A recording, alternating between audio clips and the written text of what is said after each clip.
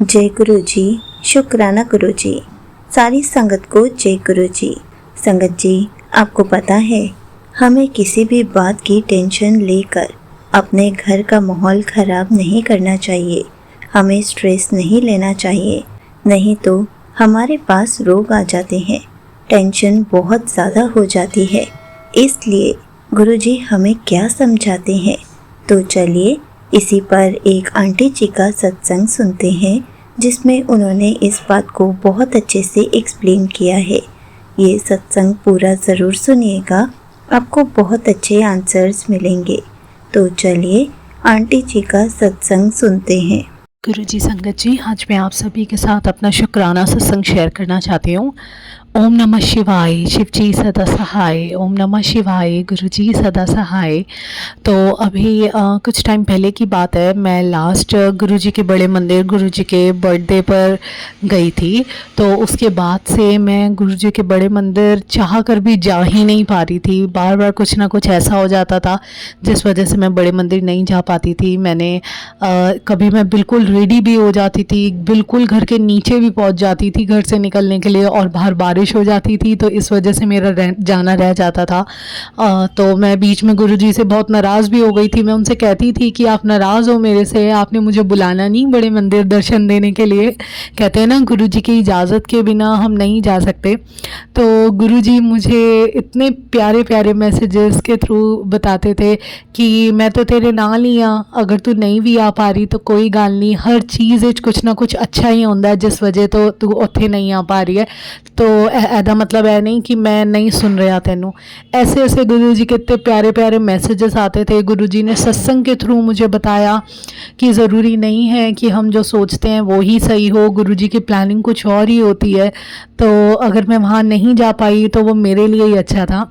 और गुरुजी ने मेरे को इतना ब्लेस किया, इतना ब्लेस किया कि कल मेरी मैरिज के बाद पहली दिवाली थी, और गुरुजी ने दिवाली वाले दिन मुझे बड़े मंदिर बुलाया और ब्लेस किया। इतनी सारी ब्लेसिंग्स थी, उसका दिल से शुक्राना गुरुपा, हर पल का शुक्राना।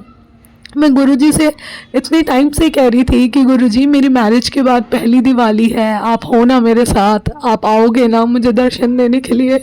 क्योंकि मैं एक जॉइंट फैमिली से बिलोंग करती हूँ, मतलब जो मेरा मायका है, मैं जॉइंट फैमिली में रही हूँ हमेशा से।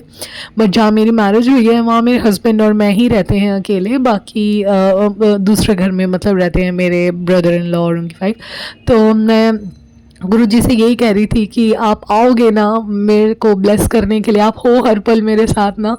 तो ऐसा हुआ कि दिवाली वाले दिन सुबह अर्ली मॉर्निंग की बात है, मेरी तबीयत बहुत ज़्यादा ख़राब हो गई थी। आई डोंट नो मुझे सडनली क्या हुआ था, कोई कष्ट था या गुरुजी ने कोई कष्ट काटना था मेरे पे, कि दिवाली वाले दिन ही अर्ली मॉर्निंग सुबह 4 बजे के करीब, 4 साढ़े 4 बजे के करीब, एक तो मुझे एक दिन पहले से ही बहुत ज़्यादा बैक पेन था। मैं इवन सीधा चलना मुश्किल हो रहा था, उठना बैठना मुश्किल हो रहा था सडनली। आज तक मुझे ऐसा कभी नहीं हुआ, तो मुझे बहुत ज़्यादा बैक पेन हो रहा था।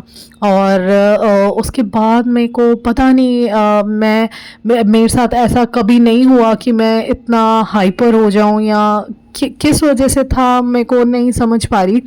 सुबह 4 साढ़े 4 बजे के बीच में वॉशरूम से निकली, और सडनली मेरे को इतना गुस्सा आया किसी चीज़ को लेकर। पता नहीं, मेरे हस्बैंड और मेरी कुछ बात चल रही थी, मैं बिल्कुल नॉर्मल थी, हमने एक साथ खाना खाया, सब कुछ बिल्कुल नॉर्मल, और मैं पता नहीं सडनली एकदम इतना गुस्सा आ गया, इतना गुस्सा आ गया कि मैंने अपना जो घर पे सारा सामान पड़ा था वो सब उठाकर फेंक दिया। और मेरे हस्बैंड मुझे रोकने की कोशिश भी कर रहे हैं, एंड मैं तब भी खुद को नहीं रोक पा रही हूँ। इतना गुस्सा मुझे आया, आई डोंट नो व्हाई, और विद इन 5 मिनट्स मैं बिल्कुल नॉर्मल हो गई। और मुझे रियलाइज़ हो गया कि मेरे से गलती हुई है, या मुझे पता नहीं मैंने ऐसा क्यों किया। विद इन 5 मिनट्स मेरे को रियलाइज़ भी हो गई चीज़ कि क्या हुआ, ये मैंने क्या कर दिया, ये कैसे हो गया। तो मैं उस दिन इतना उदास हो गई, सुबह सुबह इतना ज़्यादा मतलब उदास हो गई। मैंने गुरुजी से बोला कि अगर आप मेरे साथ हो तो ये कैसे हो गया, ये कैसे पॉसिबल है कि मतलब मेरी मैरिज के बाद पहली दिवाली है। मैं आपको कितने टाइम से बोल रही थी, गुरुजी आप आएंगे ना ब्लेस करने, आप मेरे साथ हो, तो आपके होते हुए मेरे साथ ये कैसे हो गया। और मेरे हस्बैंड भी मेरे से बहुत ज़्यादा नाराज़ हो गए थे कि मैंने ऐसा रिएक्शन दिया या ऐसा, बट मेरे को नहीं समझ आया, वो मेरे बस में नहीं था, मैं नहीं खुद पे कंट्रोल कर पाई थी और ऐसा कभी हुआ ही नहीं कि ऐसा रिएक्शन निकला हो। तो लेकिन मेरे को गुरुजी ने उस दिन सीख दे दी कि हमें अपने पे कंट्रोल करना कितना ज़रूरी है। वो गुरुजी नहीं, मतलब मैं ऐसे ब्लेम कर रही थी कि गुरुजी आपके होते हुए ऐसा कैसे हो सकता है, सब कुछ ख़राब हो गया, अभी दिवाली की शुरुआत हुई है, सुबह सुबह ही, अभी तो पूरी तरह सुबह भी नहीं हुई और देखो मेरे घर में क्या हो गया, ऐसे कैसे हो गया।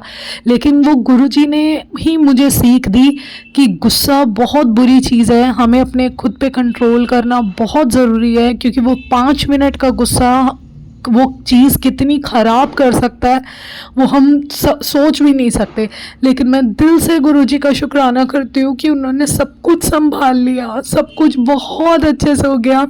मेरे हस्बैंड ने, मैंने सुबह उनको सॉरी बोला मेरे को, और मैंने उनको बोला कि आप प्लीज़ मुझे बड़े मंदिर ले जाइए, मैं वहाँ जाके बिल्कुल ठीक हो जाऊँगी। और मेरे husband, he is really nice, उन्होंने मुझे समझा कि मैं बड़े मंदिर जाकर ही शायद ठीक होंगी। वो मुझे बड़े मंदिर लेकर गए, वहाँ पर हमने लंगर प्रसाद किया, और आप मानेंगे नहीं, गुरुजी के बड़े मंदिर पहुँचने तक भी, जब तक मैं कार में भी थी, मेरा इतना ज़्यादा हेडेक था, मेरी आईज स्वेलिंग हो रही थी, मतलब मेरी आईज़ में पेन हो रहा था पूरी तरह से, दोनों आईज स्वेलिंग हो रही थी, हेडेक था, बैक पेन था, बॉडी पेन था, सब कुछ।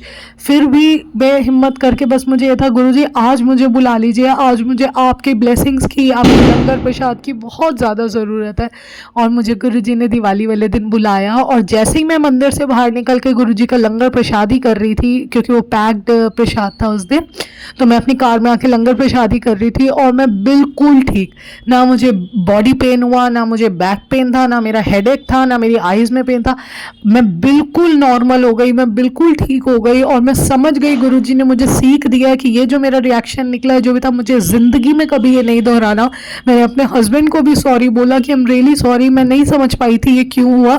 और गुरुजी ने दिवाली इतने अच्छे से मनाई, इतने अच्छे से, गुरुजी की ब्लेसिंग से हम दोनों ने दिवाली मनाई, इतने अच्छे से हमने पूजा करी और सेलिब्रेट किया। तो दिल से शुक्राना गुरुपा, अपने बच्चों का हर पल साथ देने के लिए। गुरुपा ने मेरा हर पल, हर वक्त बहुत बहुत साथ दिया है। मैं डर रही थी क्योंकि फाइनेंशियली थोड़ा सा इश्यूज आ रहे थे, अभी खर्चों को लेकर, पैसों को लेकर थोड़ा सा स्ट्रेस में थी मैं, पर मैं हर पल का शुक्राना करती हूँ गुरुजी। मैं तो ऐसे ही, हम नेगेटिविटी की तरफ ज़्यादा देखते हैं, मैं ये सोच रही थी कि पैसों की प्रॉब्लम है, पैसों की प्रॉब्लम है, मतलब फेस्टिवल्स आ रहे हैं, सब कैसे होगा, और सारे काम होते गए होते गए होते गए। मैंने ये तो सोचा ही नहीं कि मैं पैसों की टेंशन ले रही हूँ कि कैसे होगा, लेकिन सारे काम जो हो गए हैं उसका तो मैंने शुक्राना किया ही नहीं कि गुरुजी ने किसी चीज़ की कमी तो रखी ही नहीं। सारे काम इतने अच्छे से हुए, उतने ही पैसों का अरेंज हुआ, उतने ही पैसे हमारे पास अरेंज हुए, जिससे कोई काम रुका ही नहीं।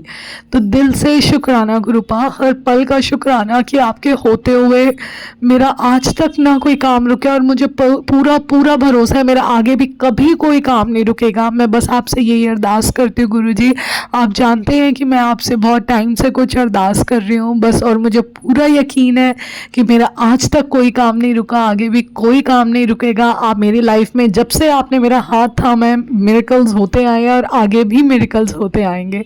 दिल से शुक्राना Guruji, I am really very sorry मेरी हर एक मिस्टेक के लिए, और हर पल का, हर सांस का शुक्राना गुरुजी।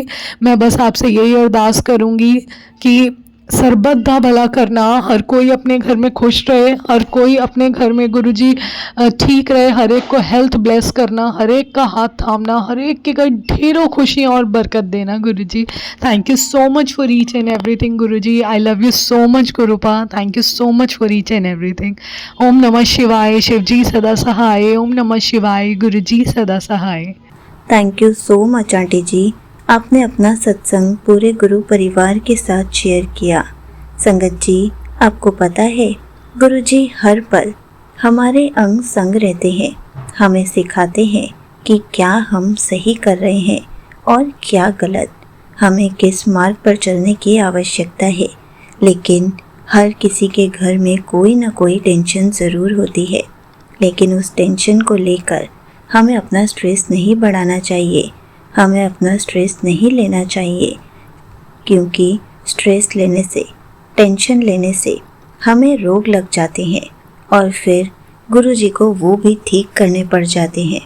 इसलिए गुरुजी कहते हैं, टेंशन लेकर या स्ट्रेस लेकर अपने आप को रोग ना लगा लें। संगत जी, अगर हम टेंशन लेंगे तो हमारे घर का माहौल भी खराब हो जाएगा, क्योंकि अगर हम मुंह फुला के रखेंगे, टेंशन में होंगे, गुस्से में होंगे, चिड़चिड़े होंगे, तो अजीब अजीब हरकतें करेंगे, किसी से भी बात नहीं करेंगे और घर का माहौल भी खराब होगा।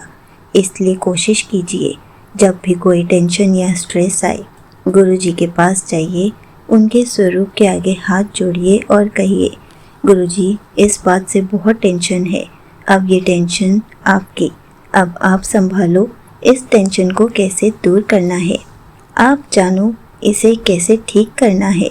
उसके बाद आप टेंशन फ्री हो जाइए। सिर्फ गुरुजी का सिमरन कीजिए, गुरुजी को याद कीजिए, उसके बाद देखिए गुरुजी कैसे मिरेकल करेंगे। आपकी प्रॉब्लम, टेंशन, स्ट्रेस सब खत्म कर देंगे, क्योंकि आप अपनी प्रॉब्लम, टेंशन, स्ट्रेस गुरुजी को सौंप चुके हैं। अब वो प्रॉब्लम, स्ट्रेस या फिर टेंशन गुरुजी की है, आपकी नहीं। अब गुरुजी जाने उसको कैसे ठीक करना है। आप तो बस गुरुजी को याद करते हुए खुश रहिए, उनका पूरा दिन सिमरन कीजिए और अपने घर का माहौल भी ठीक रखिए। जय गुरुजी, शुक्राना गुरुजी।